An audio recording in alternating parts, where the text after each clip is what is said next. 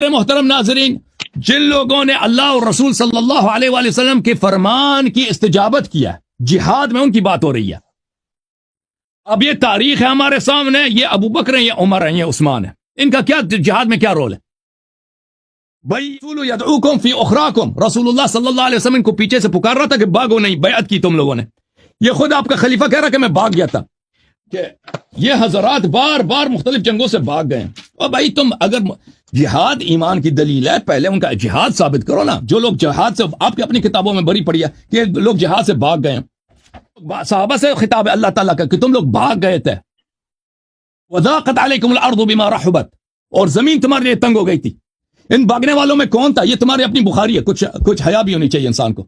وہ بھائی جہاد کس نے کیا ہے؟ اور کون جہاد کیا ہے اور کون بھاگا ہے مختلف جنگوں سے؟ جہاد کی آیت لاتا ہے کہ ایمان کی نشانی ہے، کس کے لیے؟ وہ لوگ جو مختلف جنگوں سے بھاگ گئے۔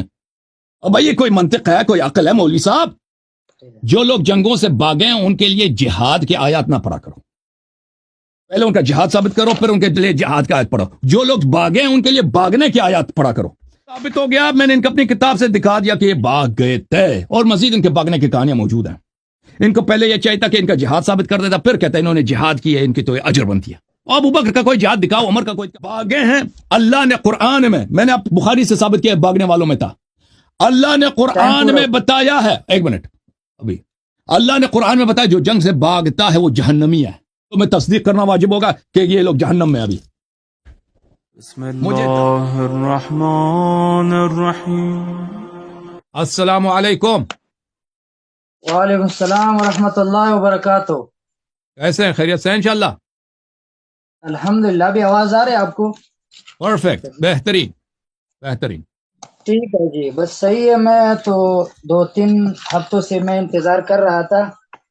جی اللہ آپ کو جزائے خیر دے۔ ہمارے شاگردوں نے آواز تیز کا، ہمارے شاگردوں نے 2-3 بار مجھے کہا کہ آپ علامہ صاحب کے ساتھ بات کریں۔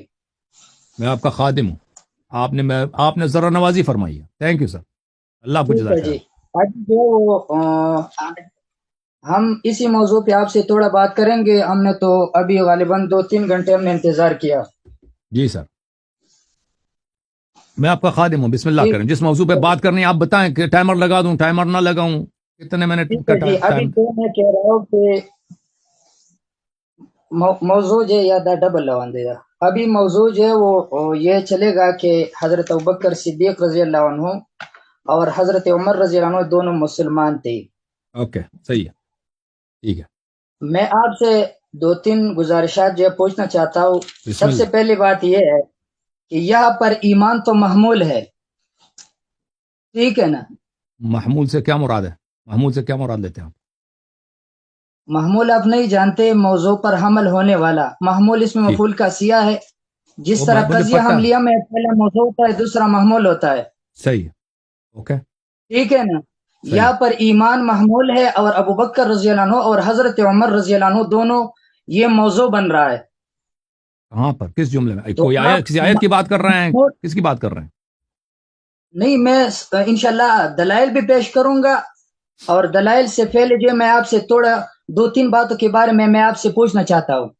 عرض یہ ہے کہ ہم نفی کرتے ہیں نا، ہم کہتے ہیں یہ قضیہ سالبہ ہے، یعنی حمل نہیں ہوتا ایمان ابو بکر عمر پر۔ جب اسلام ہی حمل نہیں ہوتا تو ایمان کیسے حمل ہوگا؟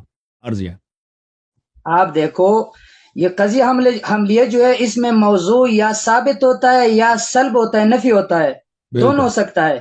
جی سر، میں مثبت ہوں اور آپ نافی ہے، ٹھیک ہے نا؟ جی صحیح ہے۔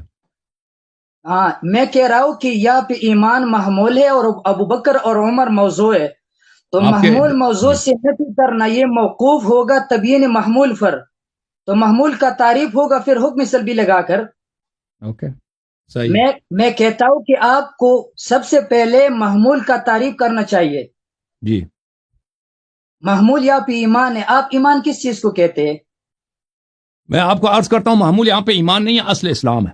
ہم اس بات پہ آپ سے اعتراض نہیں کرتے کہ ابو بکر عمر کا ایمان ثابت کرو، ہمارا بات یہ ہے کہ ابو بکر عمر کا اسلام ثابت کریں۔ دیکھیں، جیسے علماء کے ہاں یہ بات مفروغ عنہ ہے کہ اس کفر کی 2 قسمیں ہیں۔ ایک کفر وہ ہے جو کفر ظاہری ہے، ایک شخص کہتا ہے کہ میں قرآن کو نہیں مانتا، بھائی میں مسلمان نہیں ہوں، میں کرسچن ہوں، میں عیسائی ہوں، میں یا ہندو ہوں، یا میں کسی مذہب کو نہیں مانتا۔ تو ایسا شخص وہ کافر ہے، وہ مسلمان ہی نہیں ہے۔ کفر کا ایک دوسرا قسم ہے کہ ایک شخص کلمہ پڑھتا ہے، اسلام کا اظہار کرتا ہے، لیکن اس سے ایسے افعال سرزد ہوتے ہیں جن کی روح سے وہ مسلمان نہیں ہو سکتا۔ مثلا مرزا غلام احمد قادیانی نے کبھی کلمے کا انکار نہیں کیا۔ قادیانی ابھی آپ کے پاکستان میں رہتے ہیں، وہ سب کلمہ گو ہیں، وہ نماز بھی پڑھتے ہیں، قبلہ کو بھی مانتے ہیں، قبلہ کی طرف ہی نماز پڑھتے ہیں، ان کے مساجد وغیرہ بھی ہوتے تھے، اور وہ قرآن کی تلاوت بھی کرتے ہیں، لیکن مسلمان کہتے ہیں کہ وہ کافر ہیں۔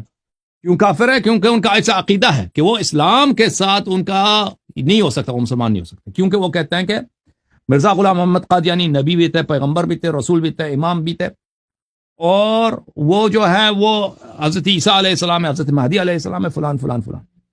یا کوئی شخص اگر کلمہ پڑھتا ہے، ٹھیک ہے جی، میں کہہ رہا ہوں بھائی صاحب، تو یہاں یہ پر میرے پاس نظام یہ میرے جی پاس بسم ایک کشاف فی اصطلاحات الفنون، یہ اللہ جی محمد علی ابن محمد الطانوی اس کا اللہ کتاب ہے۔ وہ کہہ رہا ہے ایمان لغت میں کہتے ہیں تصدیق کو، ٹھیک ہے نا؟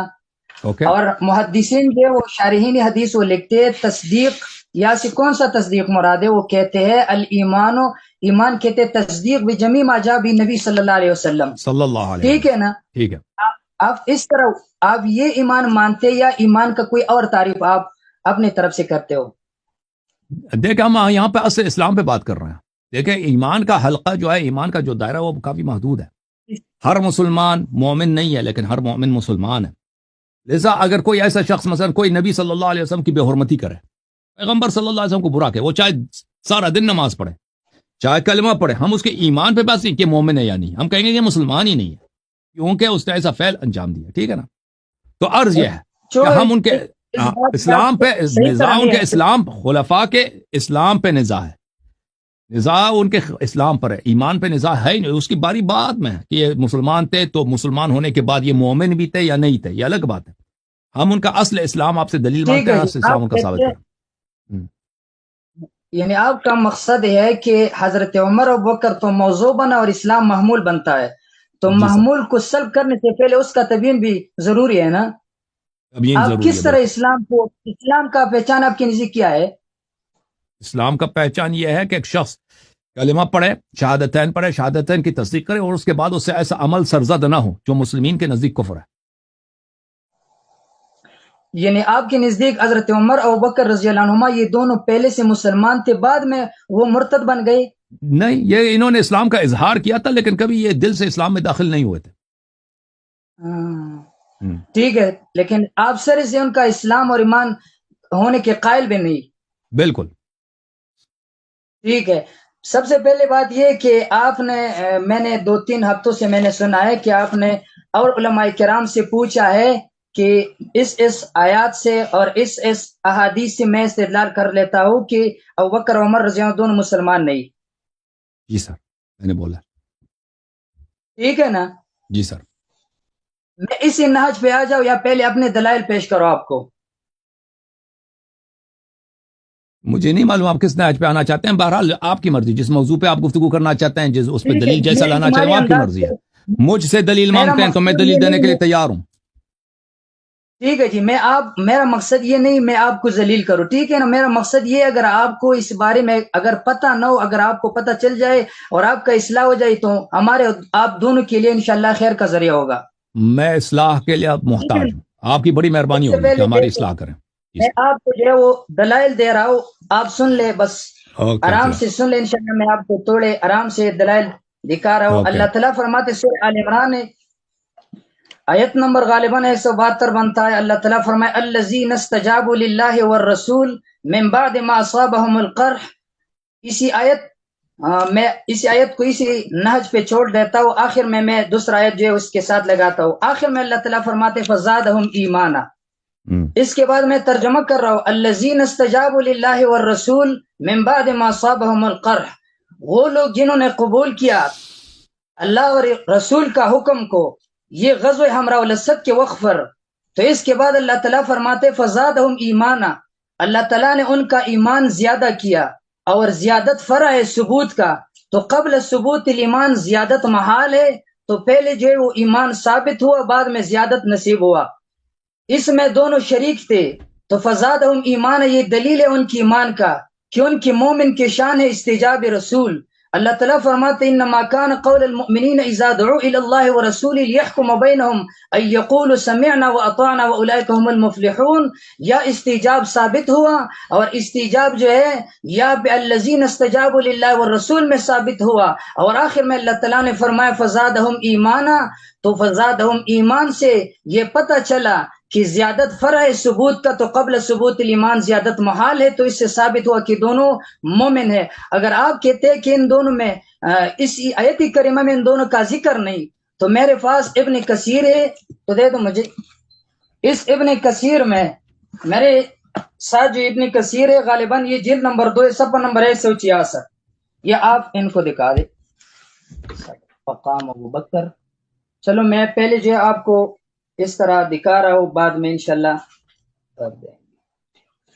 یا پھر فقام النبی صلی اللہ علیہ وسلم و ابو بکر و عمر و عثمان و علی و ناس من اصحاب النبی صلی اللہ علیہ وسلم. یا پھر یہ ابن کثیر ہے، غالباً 4-5 سندوں کے ساتھ انہوں نے ذکر کیا ہے. یا پہ آپ ان کو دکھا دو، اسی صفحے پہ دکھاؤ، نیچے کرو، اسی طرف پہ آ جاؤ. صحیح ہے کیا پڑھ لیں عبارت پڑھ دیکھو بھائی، لیں ادھر سے پڑھ لیں. انہوں نے سند ذکر کیا فقام النبی و ابو بکر و عمر و عثمان و علی و ناس من اصحاب النبی صلی اللہ علیہ وسلم. تو اس میں دونوں شریک تھے، ابو بکر بھی اور عمر بھی. تو رب العزال کا حکم آ گیا فزادہم ایمانا، اور میں کہتا ہوں زیادت قبل ثبوت محالس.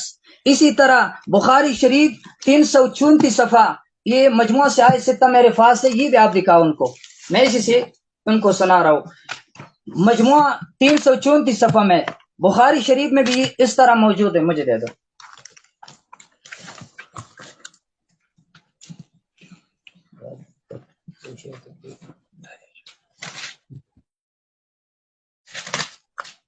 یا پھر بھی ہے وابو بکر لما اصاب رسول اللہ صلی اللہ علیہ وسلم ما اصاب یوم احد وانصرف المشركون. یہ غلط حوالہ ذرا بخاری شریف کے 334 صفحہ، بخاری شریف کی. تو دیکھو جی، بخاری شریف میں یہ حوالہ صحیح طرح نہیں لگ رہا. اسی طرح میں کہہ رہا ہوں وذکرت طبرانی، امام طبرانی نے بھی اس طرح پیش کیا ہے. فمزار رسول صلی اللہ علیہ وسلم للمیعاد ومعه ابو بکر وعمر وعثمان وعلی وطلحہ فی 70 رجلا. سب سے پہلے یہ حوالہ میں نے آپ کو ابن کثیر سے پیش کیا، تو ابن کثیر سے بحوالہ ہے کہ بخاری میں بھی ہے. ابھی میرے پاس چھوٹے بچے، میں نے یہ جو ہے نیند سے میں نے اٹھایا ہے، تو اس وجہ سے وہ جو ہے وہ اس طرح سے حوالہ نہیں نکال سکتا. اسی طرح امام طبری نے تفسیر ابن جریر میں نقل کیا ہے فندب معه ابو بکر صدیق و عمر و عثمان و علی و زبیر. استدلال کی طرز یہ اللہ اور رسول کے حکم کو حالت تکلیف اور تنگی میں ماننے والوں کو اللہ نے مومن کا نہ کافر. اور آخر میں اللہ تعالیٰ نے فرمایا فزادہم ایمانا، یا ایمان آیا سلب ایمان نہیں آئی. ٹھیک ہے جی، یہ سب سے پہلے آیت میں نے آپ کو پیش کیا. نمبر 2 سورہ توبہ آیت نمبر 40 سے یہ جو باقی علماء کرام نے استدلال پیش کیا، میں ایک اور انداز پہ اس سے استدلال پیش کر رہا ہوں.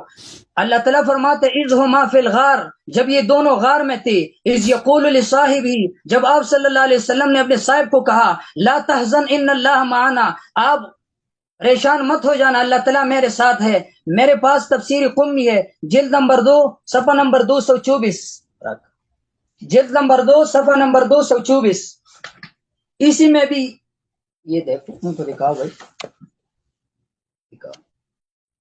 اسی میں بھی یہ عبارت آ گیا کہ رسول صلی اللہ علیہ وسلم کے پاس غار میں ابو بکر صدیق موجود تھا. یا طرز استدلال سنو، واپس ماتے جا، یا طرز استدلال سنو بھائی. یا ایک نبی صلی اللہ علیہ وسلم تھا اور دوسرا ابو بکر رضی اللہ عنہ تھا، ٹھیک ہے نا.